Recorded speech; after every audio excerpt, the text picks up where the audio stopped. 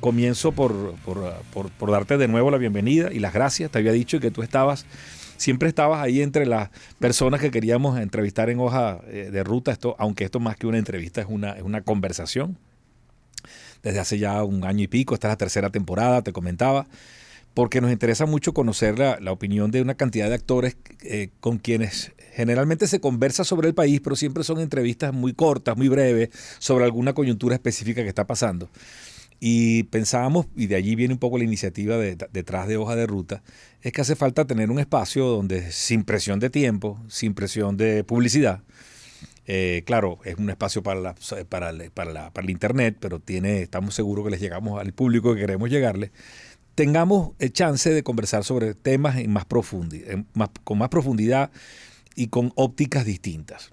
Te comentaba que en esta tercera temporada de Hoja de Ruta, nos estamos dedicando a la tarea de entender el país de hoy, el de 2022, ya post pandemia, ya post eventos electorales del del año pasado,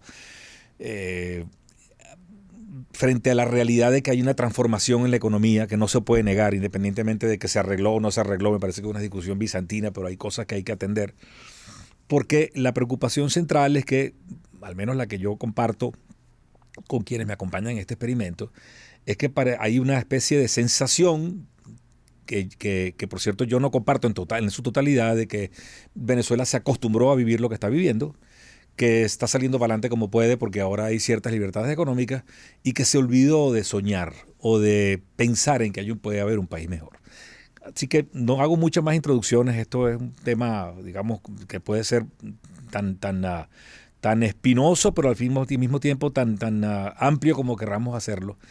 ¿Cómo estás viendo el país hoy? ¿Qué siente Inés Quintero? ¿Qué pasa con la Venezuela de hoy? ¿Cómo la ves? No, bueno, gracias Jorge por esta oportunidad, que yo comparto contigo plenamente que tiene que haber espacios de intercambio, de conversación, de reflexión, y que todos los medios son legítimos y todos los medios son necesarios para poder conversar, ¿no? Y yo sí creo, por ejemplo, que frente a la realidad presente, obviamente hay infinitas perspectivas. O sea, yo creo que una perspectiva es la de los economistas, que siempre es bastante problemática, pero yo lo veo más como historiadora, ¿no? Y claro, sobre todo porque obviamente los historiadores tenemos una especie de recurso, que es que nunca estamos viendo el presente desconectado del pasado. Correcto. Y entonces eso nos permite entender, yo digo, o por lo menos yo me anoto en los historiadores de perspectiva optimista, ¿no? Ajá. O sea, bueno, yo soy optimista no solamente como historiador, sino como mujer, como persona, como todo. Yo vivo el optimismo como una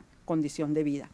Pero si uno lo ve en términos históricos, ¿no? Y si uno ve el momento presente en perspectiva histórica, se da cuenta, oye, que primero hay transformaciones abismales que han ocurrido en la sociedad venezolana, que han significado procesos destructivos, o sea, abrasivos, polarizados, terribles. Y tenemos la idea, y de alguna forma convivimos con esa idea en el presente. No, este es el peor. Aquí, este es el peor momento. Claro, no. El mío, el que yo estoy viviendo. Claro, no, que olvídate. O sea, ahora es cuando la cosa es fregada, ¿no? Entonces, claro, si tú partes de esa premisa, tiene esta condición que tú decías, o sea, o la condición de no, esto era lo peor, pero ya se está resolviendo, o no, nunca va a ser posible recuperarnos de esto.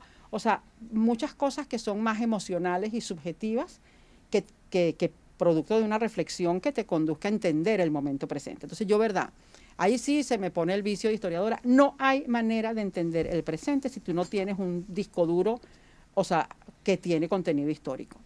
Entonces yo sí creo que no lo podemos ver en corta perspectiva, porque por supuesto, si nosotros vemos estos últimos 20 años, obviamente, y tú ves las curvas económicas, o ves las curvas demográficas, o ves las curvas de los 20 años, por supuesto puedes llegar a conclusiones muy erráticas, ¿no? Aunque son legítimas como análisis de coyuntura. Entonces, obviamente, hay condiciones y situaciones contemporáneas del presente que, por supuesto, como en cualquier momento histórico, son absolutamente inéditas. O sea, incluso en términos históricos. Este proceso migratorio que ha ocurrido en la sociedad venezolana es absolutamente extraordinario, inédito en términos históricos. O sea, no existió en el pasado jamás un proceso migratorio de las dimensiones, de las características, del drama que ha representado este proceso migratorio, con todo lo que esto significa también de aprendizajes, de crecimientos, de conocimiento de nuestra sociedad. O sea, que siempre tiene dos perspectivas. O sea, por supuesto, el análisis dramático de lo que ha representado. O sea, uno no puede ver sin dolor y sin escalofrío los testimonios del Darién o cualquier otro testimonio. O sea, son terribles, ¿no? Es correcto. Pero claro, visto así, uno dice, oye, sí, esto es inédito, pero es que la historia tiene la particularidad de que siempre es inédita. O sea, nunca antes hubo un 19 de abril de 1810. O sea, eso es inédito. Correcto. Nunca antes hubo una Un evento revolución único. federal. Nunca antes hubo un pacto de punto fijo. O sea, la historia se caracteriza precisamente por su condición específica, particular, peculiar, inédita, ¿no? Entonces yo creo que tenemos que empezar a relacionarnos con mayor amplitud y con mayor claridad respecto a lo inédito, o lo inédito como algo extraordinario. No, lo inédito es lo inédito, es así. O sea, en la misma biografía de cada uno de nosotros. Hay hitos que son inéditos, Claro, hitos que marcan tu vida. Además. Por eso, y que son para siempre. Entonces, creo que lo primero que nosotros deberíamos hacer para dialogar con el presente es entender su condición de particularidad. O sea, todo presente tiene una particularidad. Entonces, relacionarnos con esa particularidad de una manera más comprensiva, ¿no? Más interpretando esta condición.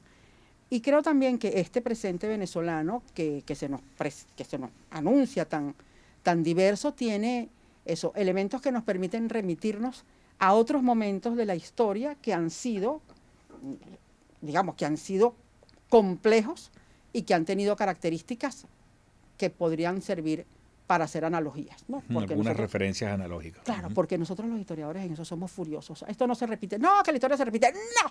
Ahí somos categóricos. No se repite. La historia nunca se repite porque los personajes y los momentos y las circunstancias nunca son las mismas. Pero ¿qué me parece a mí digno de atención? Por ejemplo, polarización. Nosotros la polarización la vivimos como una circunstancia irremediable, ¿no? O sea, como que no hay manera de superarla, porque la polarización termina siendo un abismo, no un cisma. Entonces dice, mira, no es verdad. Aquí ha habido polarizaciones extremas, ¿no? O sea, patriotas y realistas. O sea, empezando por ahí. Por ahí, patriotas y realistas.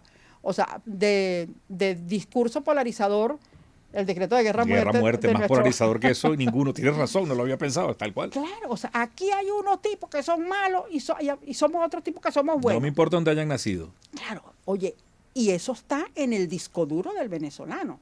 O sea, españoles y canarios contar con la muerte aun siendo inocentes. O sea, y ahí, o sea, cualquier venezolano puede identificar eso como un cisma histórico.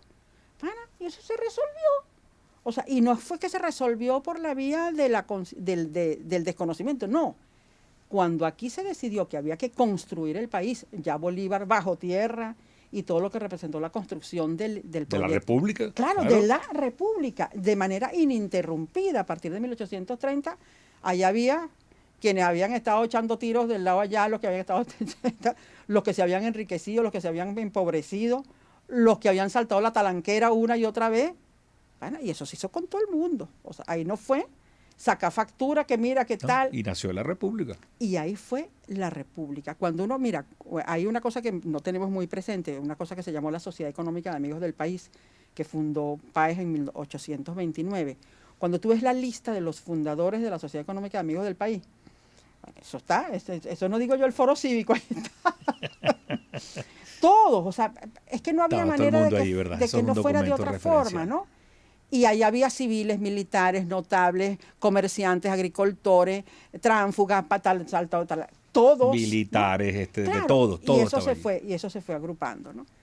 Entonces, bueno, mira, sí, hubo polarización y eso no quiere decir que se eliminaron las diferencias. Las diferencias siguen estando allí, siguieron estando allí, que después, bueno, apareció el Partido Liberal y estuvieron los militares, se alzaron con los reformistas y sacaron a Vargas y lo volvieron tuvimos un largo siglo XIX plagado de guerras y de muy complejo. Claro, pero eso no reproduce la polarización, son nuevas alianzas, nuevos... Entonces, eso me parece importante. Hay otro momento polarizador terrible, la Guerra Federal. Sí. Oligarcas temblat, o sea, discursos muy abrasivos que nos han acompañado históricamente, ¿no? Entonces, creo que una de las primeras cosas que nosotros debemos dialogar con el presente es entender la polarización como una condición coyuntural que hay que vivirla, ¿no? Y hay que atenderla y hay que superarla y hay que construir un espacio de, bueno, mira, no puede ser, o sea, que seamos esta cosa tan visceral, ¿no? Entonces, correcto. eso me parece que del presente, cómo veo yo la construcción de un espacio que vaya minando ese sentido polarizador. Y yo creo que eso es un elemento del presente que está muy activo. Lo sientes que está pasando, ¿verdad? Claro, sobre todo porque la gente está agotada, agotada. Entonces yo sí creo que el agotamiento, y parto de lo que tú decías al comienzo, el agotamiento no necesariamente es apoliticismo, ¿no? Porque la gente, oye, si tú le das, o si tú construyes, o si tú convocas a una participación que no está necesariamente identificada con los partidos, o sea, yo creo que lo que hay es apartidización, no apolitización. O sea, la gente... Muy interesante. Claro, la gente está comprometida con su presente. Y lo digo, bueno, lo estábamos hablando, ¿qué pasó ayer en la Universidad Central? ¿No? Correcto. Sí, por supuesto que te iba a preguntar sobre eso. Claro, porque está relacionado con esto. Mira, la universidad está desmantelada de una manera dramática y no es de hace 3 días, ¿no? Y tampoco pospandemia ni prepandemia. Aquí hay un problema de renovación de autoridades, unas autoridades que están también desgastadas, ausentes, o sea, todo, o sea, y con todo y además un vacío, una sensación de que tú llegas a la universidad y ves aquello, bueno, como que jamás visto. Sí, sí, estuve ahí recientemente y sentí lo mismo y te comentaba que me da una envidia sana, quería ganas de ir a la universidad porque uno, después que uno va varias veces, uno quiere ser de la UCB aunque no haya estudiado ahí. Total, entonces ayer, en esta circunstancia de la universidad de las elecciones que fueron este 13 de julio, tuviste una sensación de, mira, que no dice en absoluto de que hay apoliticismo, sino de compromiso de, oye, aquí los que somos ucevistas del año que sea, y ahí estaba. Impresionante, la participación fue enorme, lo pude y seguir. no fue producto de convocatoria, mira, que la cuota, que la lista, no. No dudo que haya habido el seguimiento político de quienes tenían que haberlo hecho, que si Primero Justicia, que si Voluntad Popular, los ADECOS, que por supuesto son una maquinaria electoral para cuando sea, pero allí hubo el egresado de a pie, los que fuimos porque fuimos. Eso es una gran lección, tienes toda la razón. Y sobre todo es una lección que no se cuenta en términos de estadísticas ni de análisis político, sino para mí la mayor representación que tiene es lo simbólico. Lo simbólico que significa que, mira, una universidad desmantelada, descuadrada, despresupuestada, donde los que somos jubilados, o sea, estamos en la lona, y la gente igual se movilizó. Entonces, ¿qué es lo que te dice eso? Mira, no, la gente está ganada para conquistar espacios, para reforzar espacios, para decirle, mira, pana, tú a mí no me ninguno. Y además hay algo interesante, independientemente de que las planchas ganadoras en cada una de las facultades, como tú dices, hizo su trabajo, la gente me da la sensación, no sé si me equivoco, que fue por responsabilidad personal y no porque había un líder en esa plancha que lo había convencido y persuadido, sino que era una responsabilidad hacerlo, estar allí y participar. Estar allí, o sea, yo fui, entre otras cosas, bueno, porque a mí, yo no aguanto 2 pedidas para ir a votar. A mí me parece eso yo voto en todas partes. Claro, yo también. En la Reina de Carnaval, en todas las votaciones internas de los partidos, desde aquella de Copey, yo no dejo de votar. Donde me dicen que hay que votar, yo voy y voto. Yo también. Entonces, y más tratándose de la Universidad Central, o sea, donde para uno eso, esa es la entraña, esa es la... A mí también me llamó mucho la atención de este proceso electoral, porque a mí una cosa que sí me preocupa en el presente es la conciencia ciudadana de los jóvenes, ¿no? Porque Bien. claro, ¿qué pasa con los jóvenes? Ellos no tienen este pasado referencial que tenemos muchos de lo que la democracia con sus calamidades, pero era un ambiente de eso, de politización permanente. O sea, la democracia fue un escenario de politización sostenido, ¿no? Que por eso saludo siempre mucho lo que decía Manuel Caballero. La democracia no fueron los partidos, no fue el gobierno, fue la construcción de una cultura democrática, que eso se siembra, se construye y tú formas parte de eso. Sí. ¿Qué ocurre con nuestros muchachos, con nuestros jóvenes que no tuvieron esa oportunidad? No, mis hijos no tienen referencia a eso. Claro, entonces, ¿qué ocurre? Que a mí sí me llamó particularmente la atención ver, y por eso fue también muy inspirador, jóvenes, chamos, o sea, modelo 2000, modelo 1998, Ok. que están participando. Ajá. Y que además que se comprometieron a ser parte de las planchas. Que eso no significa ningún dividendo político ni ninguna cuota de poder, porque importa, ser pero es representante participación. profesoral, de representante de los egresados ante el Consejo de Escuela, de la Escuela de Historia, o sea, Pero ahí más allá estaban. de trabajo, de responsabilidad, eso no tiene ningún dividendo, ¿no? O sea, en términos de ganancias. Y ahí están. No es aporte, es servicio público, es ganas de aportar Claro. a lo público, a lo que es común. Y entonces a mí sí me pareció importantísimo ver gente joven, egresados de la UCB, que dispusieron, bueno, aquí se necesita que esté, o sea, crear espacios, y ahí están, o sea, en las distintas escuelas. O sea, yo voté por unos muchachos que ni siquiera fueron mis alumnos, que los conozco porque sé que estudiaron en la escuela de historia, ¿no? Sí, sí, sí. Y son muchachos, eso, veinteañeros, Es correcto. Sí, 30 cortos. sí, Entonces, 30 mira, cortos, nacidos en el 2000, 2005, que no conocieron obviamente la democracia a punto claro. fijista, y tienen ninguna referencia a ella, pero ahí están participando. Entonces, Has creo dicho una cantidad de cosas extraordinarias y por supuesto tu perspectiva histórica para mí era crucial que salpicaras este análisis y es la primera vez que lo hacemos con una historiadora. Hablaste de cosas interesantes, de lo inédito, y se me venía a la mente de que haber tenido una revolución de inspiración marxista es inédito. Eso no lo había vivido jamás Venezuela. total, bueno, de inspiración marxista, chueco. Bastante mocha, ¿okay? De inspiración socialista, colectivista, pero al final, no hablemos de eso porque eso da para hablar mucho. Al final es muy torcida, al final es un experimento de poder. Pero, por ejemplo, yo que me vengo de las filas empresariales, tú te pones a revisar la historia paralela de los 70, 80 años o 100 años, si se quiere, 120 ya de las organizaciones empresariales en el país que siempre han tenido sus relaciones con el poder, sea este tiránico o no. Fíjate que la única vez en la que Fede Cámara se enfrenta a un gobierno tan duro como se enfrentó a este en su momento es porque precisamente estaba tocando sus más preciados intereses, que no era otra cosa que la propiedad privada. Totalmente. Ni los federales se pusieron las garantías de los federales, que eran esos, los Correcto. cortagargantas, decían nada. O- El derecho a la propiedad. Hablaste de la migración como fenómeno inédito, pero mencionaste algo que para mí es clave entender si de verdad puede haber cambiado de alguna forma la cultura del venezolano. Me permito unos segundos para introducir, me gustaría pulsar mucho contigo este tema en particular. Siempre se ha comentado, y quienes hacen análisis de todo tipo, desde económico a político, que hay una especie de variable de premisa inamovible, que es cómo somos los venezolanos. Hablaste de hechos y de hitos en la vida privada o en la vida de una sociedad que cambian, que los marcan para siempre. Hay hitos que pueden cambiar la cultura de un pueblo, pregunto. ¿Sientes que en lo particular esa herencia rentista, petrolera, del Estado paternalista, que tanta crítica y tanta ha dado que hablar en los últimos 100 años, como mínimo 60 años, sobre todo después sobre todo después del boom petrolero de los 70 para acá, y todo cómo nos hicimos dependientes del petróleo, ese chip puede haber cambiado la cultura y la forma de ser del venezolano por las penurias que ha vivido?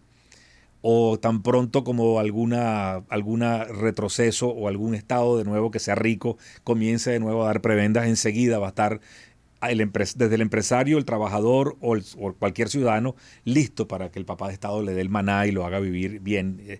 Habremos cambiado esa cultura, porque creo que eso es clave para tratar de ver, no solamente avanzar sobre cuál piensas que pueden ser los códigos que hacen falta para volver a conectar con la aspiración de soñar del venezolano de a pie, sino también para construir un futuro que tiene que ser, a mi juicio, totalmente distinto al pasado. Sí, no, totalmente. Mira, claro, es muy difícil, o sea, verlo porque para la historia esto es un cortísimo periodo. Es correcto, ¿no? sí. Como yo digo, bueno, sí, es muy difícil, pero esto es ñinguita, esto es una cosa muy, muy breve, ¿no?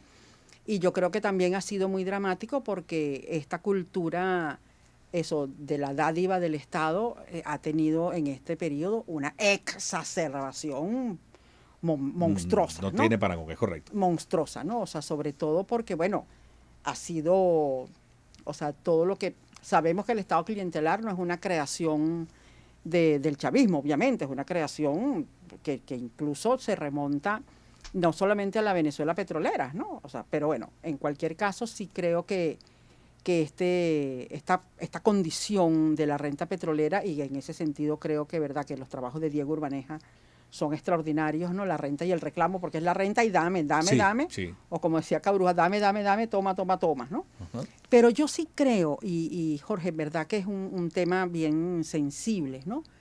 Que todas estas personas bueno, primero, todo el efecto de lo que ha representado la migración como experiencia vital, ¿no? Sí. Bueno, todo el que ha migrado sabe que se tuvo que desprender de lo que era el Estado benefactor. O sea, es construir una nueva Dependo de referencia. mí y de más nadie. Claro, entonces, bueno, eso también ha tenido un impacto, quizás no en la transformación de la cultura, pero sí en la transformación de una manera de relacionarse con el hecho productivo, con el hecho de la sobrevivencia, ¿no? Ujú. Creo también, y en ese sentido me parece, cónchale, que es una experiencia bien importante lo que ha significado para los venezolanos enfrentarse a la condición de, bueno, de yo no soy beneficiario del Estado porque no estoy enchufado. O sea, a los desenchufados, todo el que no ha estado enchufado ha tenido que, o sea, porque bueno, ¿verdad? Lo que representó este apartheid político en la sociedad venezolana ha representado que, bueno, mira, un aprendizaje también de que no estoy enchufado, pero sigo para adelante, ¿no? Y eso creo que en el campo del empresariado ha tenido un efecto bien importante, porque, bueno, se han visto en la mira de, bueno, mira, o salgo para adelante yo, o bueno, y también con los costos económicos que ha tenido todo este proceso. Pero también el tema de la cultura del emprendedor, ¿no? Que claro, que aquí se hablaba muy fácil de, ¿no? De los emprendimientos, del emprendedor, pero claro, el emprendedor siempre tenía una mano agarrada de la ayuda del Estado, ¿no? Ahora, aquí, ¿verdad? El proceso de esfuerzo de emprendimiento que ha ocurrido en esta sociedad, en este periodo... Pues 3 años, parece mentira, 3, 4 años máximo. ¿Eh? Es impresionante. Qué bueno que lo notes. Es que es en todos los niveles. Es impresionante. En todos los niveles, o sea, desde los jóvenes, y emprendimientos de todo tipo, emprendimientos ambiciosos, exitosos, extraordinarios, emprendimientos modestos, sencillos, pero también de resultados de reforzar la economía familiar. Entonces, oye, yo sí creo que eso tiene, o sea, un sentido de semilla, ¿no? Bien. Y pienso que, y lo asocio también con el tema de la cultura política, ¿no? Porque yo creo que este es un proceso que, si bien se da en términos de lo económico, por decirlo, eso tiene un efecto social y tiene un efecto político. Porque todo este proceso de organización de la sociedad que ha ocurrido al margen de los partidos, al margen del sistema clientelar, que es que la sociedad se organiza porque como el Estado no está presente, es correcto, la sociedad tiene que resolver, ¿no?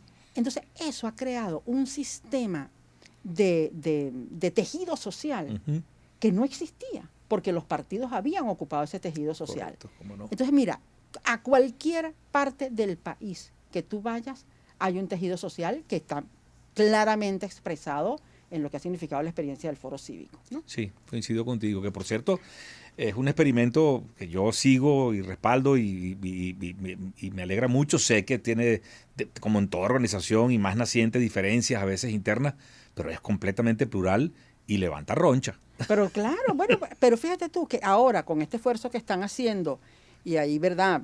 El trabajo de Mariela Ramírez y de mucha gente que está allí, de organizaciones, bueno, Feliciano Reina, y tanta gente que está trabajando en distintos ámbitos. Pero a mí sí me parece importantísimo porque a donde tú vayas hay gente organizada, pero que además organizada y con resultados, porque no es simplemente organizada, es que bueno, fíjate, vamos a organizar. Tal vez sea, iba a decir la primera vez y me ibas a regañar porque pocas veces algo inédito, a lo mejor sí, pero no creo que generalmente esa sociedad civil organizada, sobre todo quienes vivimos digamos, de los 60 para acá, claro, era una sociedad civil organizada motorizada por un interés político particular. Casi siempre era así. Estaba muy contaminada. Muy contaminada. Este es un experimento autónomo e independiente. Claro, pero además que se vale de una base social existente. Es correcto. Que va y se sienta con Nicolás Maduro en Miraflores y le dice lo que tiene que decir con mucho respeto, pero sin pelos en la lengua. Claro. Y al día siguiente está reunido, como lo está haciendo, con todos los líderes de la oposición, pero también con el liderazgo gremial y con el liderazgo de a pie y con el liderazgo social. Mira, y por ejemplo, por decir un tema que para mí es particularmente sensible y en el cual tengo, ¿verdad?, un interés particular, lo que ha representado las organizaciones de mujeres en este país. o sea, el fortalecimiento digamos, porque a mí eso del empoderamiento, no, el fortalecimiento de lo que significa la condición femenina Ajá. y la condición productiva de la mujer y la condición de ocupar espacios. Oye, entonces todo eso es un tejido social que significa una nueva cultura política, una cultura Eso política es que no está interesantísimo. sostenida sobre el partido, sin que esto sea que es el adversario. No, los No, partidos son no, no. importantes, son necesarios. Claro, son trascendentales. Claro, pero esto que la sociedad haya tenido una dinámica como consecuencia del déficit y de las carencias de los partidos políticos, de la omisión del Estado, de las necesidades, de la pelazón, entonces la gente dice, mira, ¿tú sabes cómo es? Sí, Vamos a echarle pichón, o sea, vamos sí. a organizarnos y vamos a fajarnos y vamos a hacer cosas, pero además con propósitos, o sea, totalmente claros, y eso va fortaleciendo, creciendo, y cuando la gente se da cuenta que tiene resultados, eso se amplía, se modifica, va a otros niveles. Oye, y yo creo que aquí se ha producido un tejido social Qué bueno. que no existía y que no se desbarata independientemente de que tú le puedas ofrecer, mira, aquí hay eso, una ayudita, una cosa para comprar la plancha de zinc. No, pero ese tejido social tú no lo desmontas con unas planchas de zinc, Claro. ¿no? Y eso va a contrapelo de quienes aseguran de que aquí lo que hay es apaciguamiento. No, Yo no, en absoluto en lo compro esto. absoluto. Otra cosa es que el liderazgo político, los voceros, parecieran que no terminan de entender esta realidad y como que están tratando de atinar sobre cómo comunicarse con esa nueva realidad y no dan pie con bola. Claro, sobre todo porque yo creo que o sea, el discurso político está minado de un tema inmediatista. Eso es clave, Inés, Inme- eso es clave. y el tema es que las organizaciones sociales no están en objetivo inmediatista, sino en objetivo de, mira, de resolver, de solucionar, de ampliar su base social. Y claro, cuando tú te das cuenta de, bueno, de las organizaciones de mujeres o de las organizaciones eh, sociales de tanto tipo, los derechos humanos. Los derechos humanos no tienen propósitos inmediatistas, los derechos No, humanos tienen no. propósitos. Además es una lucha permanente para siempre. Claro, la salud, la cantidad de organizaciones que están en función del tema de la Es salud. correcto. Y así tú vas, el tema educativo, la asamblea educativa, no sé qué. Oye, en niveles que son, ¿verdad? O en áreas o en franjas que son cruciales. Los productores, o sea, tú no hay un espacio Impresionante. en el que tú pongas el ojo donde no haya un tejido social que se ha construido al margen de los partidos, al margen del Estado y al margen de los intereses clásicos. ¿Sientes que el chavismo, así como comentaba ahora, que pareciera que el liderazgo opositor no termina de conectar con construir el discurso con esa realidad que tú has descrito muy bien? ¿No sientes a veces que el chavismo y el propio presidente están intentando conectar y cambiar y construyendo un nuevo relato? Claro, lo que pasa también es que ellos están permeados por un relato insostenible. O sea, esta cosa que acaba de ocurrir con el Saime, ¿no? Ujú. Esta catástrofe del Saime, que yo estoy ensartada ahí también, o sea, como todo el mundo. Gentío. ¿No? O sea, Ya creo que es un mes entero o 3 semanas y que no entonces puede ni sacan siquiera entrar. esta declaración de que es el imperio. Sí, es inaudito. Es inaudito. Entonces tú dices, ya va, es que no es verosímil, no es creíble. O sea, nadie puede sostenerse o cree, oye, que esta catástrofe de que no hay, que el bloqueo tecnológico, oye, entonces claro, el problema está en que hay cosas sobre las cuales el gobierno no está dispuesto a ceder, ¿no? Ujú. El cuento de la guerra económica, el cuento de esto del imperio. Entonces tú dices, mira, o tú construyes respuestas que tengan sentido o sigues enajenándote. Porque también hay otra cosa que dice que la historia también es muy, o sea, muy conducente a la comprensión de los procesos históricos, y es que en Venezuela los procesos de cambio político han estado muy asociados y no siempre de una misma manera, pero relacionados con circunstancias que están directamente vinculadas a agotamiento del sistema político. O sea, De ciclos, si se quiere. Aunque claro, yo no sé si son ciclos, son no, sistemas políticos. claro, por ejemplo, para nadie es un secreto que el gomecismo estaba herido de muerte y que lo que lo sostenía era el general Gómez, ¿no? Claro, cuando se muere Gómez, ese sistema está, o sea, totalmente poroso. Era poroso, era harina. Claro, entonces, era- por supuesto, hay López Contreras, Medina, que tratan de, bueno, de echarle, ver cómo hacen y con todas las resistencias, pero una sociedad que te le va dando un empuje y que, mira, logra finalmente todo lo que sabemos, bueno,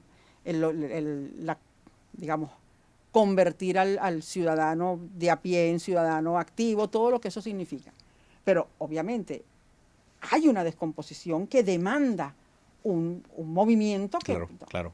¿Qué ocurre? Que generalmente los procesos de agotamiento del sistema político se han visto acelerados por una acción de la sociedad que da como el toque final, ¿no?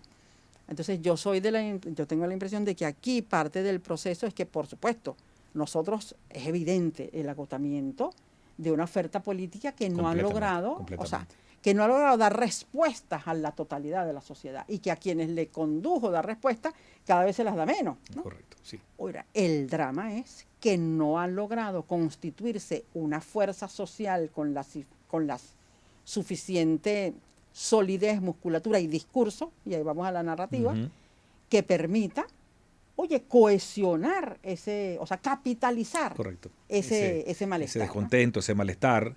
Y entonces por eso a mí sí me creo parece... que además nos lleva a cometer un error tras otro. Tú ves algunos líderes que están ahora de nuevo recorriendo el país y dicen es que estamos listos para ejercer la mayoría que somos. Lo que hace falta es una elección libre. Eso es falso. Claro, no, verdad. Además, mira. Porque no somos tal mayoría. Hay una mayoría que está descontenta con lo que está viviendo, pero no hay una mayoría en pro de algo que lo vaya a cambiar. Sí. Entonces hay que construirlo eso. Y la mayoría no puede ser el antitú. O sea, correcto, entonces, mira, correcto. Yo sí creo que, yo confío mucho y cuando lo expreso y lo manifiesto, en que la solidez de este tejido social no es que es la válvula de la transformación, pero no hay manera, claro, no hay manera de que ocurra si esta sociedad no está compactada y tejida de la manera en que se está ocurriendo. Y la gente no lo quiere ver, no lo quiere comprender o no lo quiere identificar porque, por supuesto,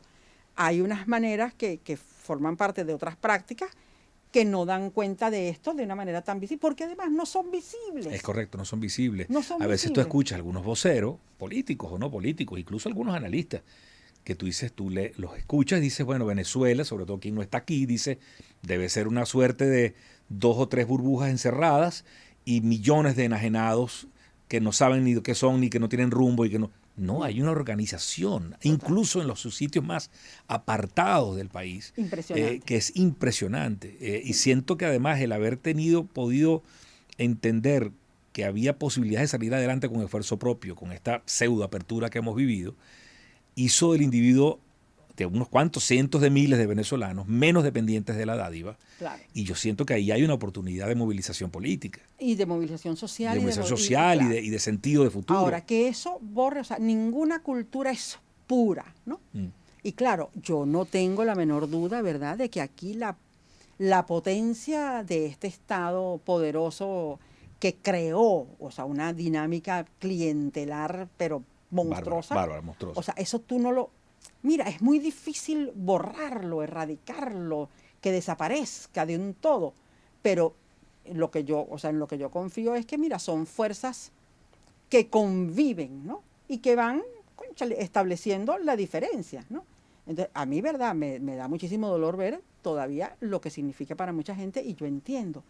En esta condición económica en la que se vive en este país, por supuesto, cualquier persona que depende de un sueldo mínimo como el que existe, obviamente, si le ofrecen una bolsita de comida, tiene que agarrarla. Mira, pero es que no hay manera, o sea, no puede ser que tú digas, no, pero el Estado clientelar tiene que morir allí. De hecho, lo relataba muy bien Susana Raffaelli en el programa anterior. Hay unos dramas allí profundos. Total. No es que toda la población está articulada y lista. No, hay una proporción bastante importante que está pasando las de Caín. Totalmente, pero es verdad. Okay. Además que cuando uno ve, cuando uno va al mercado y ve los precios, sí, tú dices, pana. Sí, amén de la desprotección, como tú mencionabas, de la no existencia o del retiro del Estado en el papel en que sí debe estar. Total, ¿no? El sistema de salud. La salud. O sea, tú puedes tener un muchacho que a lo mejor está haciendo ahora delivery o algo por el estilo, o en ese hogar entran varios sueldos y a lo mejor se levantan una buena cantidad de dólares para vivir modestamente y comer y hasta tener entretenimiento, pero que no se enferme nadie en esa casa. No, sí, o sea, que no se enferme la abuela, que el muchacho no tenga un accidente ni Dios lo quiera. Uno uno mismo. O sea, tal yo cual. le pido, bueno, mire, manténme sanita porque no quiero ni imaginarme lo que puede representar para cualquier familia. Correcto. Porque nosotros, profesores universitarios, tuvimos una extraordinaria seguridad. Claro, claro. Y Entonces, mira, esos son unos dramas de unos vacíos gigantescos que tenemos que entender que es que tú no puedes, es imposible que te acostumbres a que esto es lo que hay. No puede claro, ser. sí. Inés, me encantaría hablar de muchas cosas más, pero tiene un compromiso y ya se acerca la hora de la partida. Y siempre terminamos estas conversaciones con 3 preguntas. Estoy seguro, casi seguro de cuál va a ser la respuesta a la primera porque ya lo comentaste. ¿Algún evento o un hecho reciente que te haga sentir confiada de la sociedad venezolana? No, claro, imagínate tú. Por Ahorita estamos movilizados, o sea, Estás todo, fascinada con lo de la universidad. todo UCBista que no ande por allí embanderado UCB es porque no está conectado con Y el ya país. hablaste de ello con detalle, así Claro. que no hace falta que lo amplíes. No, pero verdad, esto representa o sea, yo no digo que, ay, no, que se volteó la tortilla, no, esto es un hecho simbólico de una enorme carga emotiva para quienes confiamos en el futuro de Venezuela. O sea, eso Sin me duda parece. alguna, sin duda alguna. ¿Cómo calificarías con una palabra o una frase el momento que estamos viviendo en Venezuela? Mira, para mí este es un momento de definiciones, o sea, un momento de Muy interesante eso. de definiciones y de compromiso. O sea, tú no puedes seguir con una actitud ni de retaliación, ni de facturación. No, ahorita es definir rumbos y compromisos, ¿no? Porque yo sí creo, ¿verdad?, que hay una necesidad y no puede ser que la mira es el 24.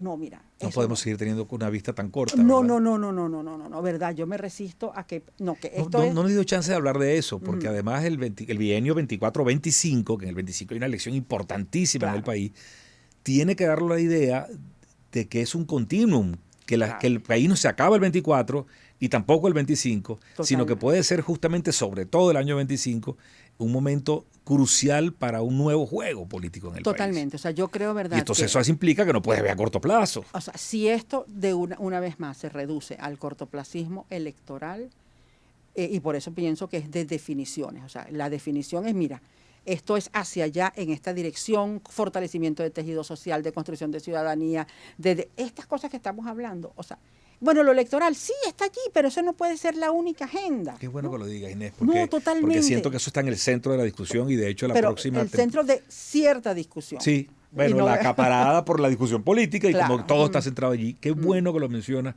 porque siento que además estos espacios son para empujar y tratar de hacer pensar un poco más allá de lo inmediato. Ese sentido del que ya ahora sí es el momento que llegó, eso nos hace mucho daño. Yo comparto contigo. Y sobre todo porque históricamente nosotros podemos también señalar que cuando ha habido planteamientos prospectivos, aunque no se llamasen así, o sea, cuando aquí se terminó la guerra y salimos de Simón Bolívar y se murió y el otro, aquí no hubo. Bueno, que para adelante, para allá. No, mira, aquí hay que construir el país, hay que hacer carretera, hay que hacer un mapa, o sea, en largo aliento. Es ¿no? correcto. Entonces, bueno, y así ha sido. Y esa es la visión que inspira a los pueblos, a mi juicio. Totalmente. Y esa es la que está faltando. Finalmente, como, aunque ya yo me confieso optimista como tú, siento que nadie sigue un pesimista. Eso lo comparto mucho contigo, pero ¿cómo, en breves palabras, cómo ves el futuro del país? Mira, yo estoy absolutamente convencida de que los venezolanos tenemos una capacidad histórica de superar la adversidad, ¿no? Y si los venezolanos del pasado lo han logrado con éxito, oye, yo estoy convencida de que los del presente también. O sea, si nosotros hemos salido de circunstancias complicadas, el tema es el compromiso y la definición. O sea, tú no vas a salir, pero sí creo, ¿verdad?, que las demostraciones que están dando muchísimas niveles de la sociedad, franjas de la sociedad, en todos los niveles, en lo político, en lo social, en lo cultural, en lo económico, o sea, todo esto que es una fuerza que no está en las estadísticas. Entonces yo también creo que debemos tener una eso no lo mide el PIB. Claro, tenemos que tener una comprensión de nuestro presente mucho más compleja, como compleja es esta realidad, o sea, y no definirnos eso por el discurso político, y en eso sí creo, ¿verdad?, que el relato, la narrativa debe ser una narrativa mucho más confiada en lo que es o sea, la construcción de una cultura que se está transformando. Que no es que ya se transformó, No, así como Venezuela no se arregló. Tampoco, no, esto se transformó, no. No, pero está hay en transformación. un Es una aprendizaje. palabra que le he tomado mucho. Te habla de transición. No, es transformación lo que Claro. estamos viviendo. Y se está transformando. Inés, agradecidísimo por tu tiempo. Me encantó hablar contigo. No, vamos a buenísimo, hacerlo Ana. pronto. Tenemos amigos en común, así que vamos a organizar una buena conversa pronto, acompañado de algo más que café. No, excelente, Porque ¿verdad? estoy seguro que va a ser muy bueno. Estos espacios son necesarios. Gracias por lo que Muchísimas- haces siempre, como digo yo, hay algunos personajes que no mojan pero empapan. Sí, bueno, que voy a están aprovechar para allí, hacer mi cuña de claro. mi Instagram, porque verdad, yo estoy convencida de que la historia es un elemento de arraigo, de pertenencia y de optimismo. Y entonces, bueno, yo tengo mi Instagram que lo mantengo, Inés Quintero, @InésQuinteroM, que es de historia, o sea, pildoritas históricas para que la gente sepa que los venezolanos hemos estado aquí históricamente haciendo lo que nos corresponde hacer. Es más, la cuña vale para mí porque no soy de las que te sigo y ahora sí te voy a empezar a seguir. Buenísimo. Encantadísimo. Que estés Jorge, muy bien. buenísimo. Un besote grande. Gracias.